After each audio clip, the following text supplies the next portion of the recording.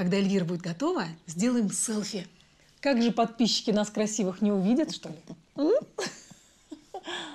Мам, счастье любит тишину. Как менялись герои, их взгляды на жизнь, взаимоотношения. За судьбами 3 поколений семьи зрители следили с 25 октября.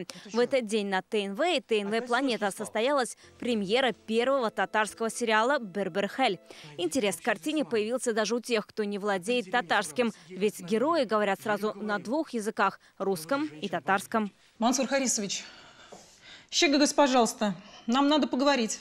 Куда снова пропадает Харис Бабай? Почему в разгар никаха в семью пришла полиция? Для чего никах во время съемок читали аж 7 раз? Ответы на эти вопросы зрители увидят в последней серии.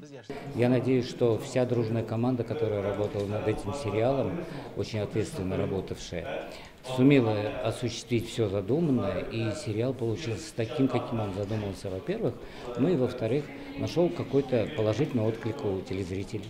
Создатели сериала рассказывают, очень переживали, как примут зрители. Отклик картина нашла и у телезрителей, и у интернет-аудитории. Посты, связанные с сериалом «Берберхель», у нас не только самые просматриваемые, но и самые обсуждаемые. То есть под каждым постом люди обсуждали и тематику сериала, и героев сериала. То есть они всем полюбились, нашли отклик среди зрителей. Первые 3 серии в рамках промо-акции выложили на канале ТНВ в YouTube. У первой серии почти 80 тысяч просмотров. Для тех, кто не успел посмотреть сериал, еще один показ будет в новогодние каникулы. По многочисленным просьбам после этого все серии появятся в интернете. Развязку сюжета и чем закончится сериал, смотрите в понедельник. Вероника Гайнудинова, Ленар Хузяхметов, ТНВ, Казань.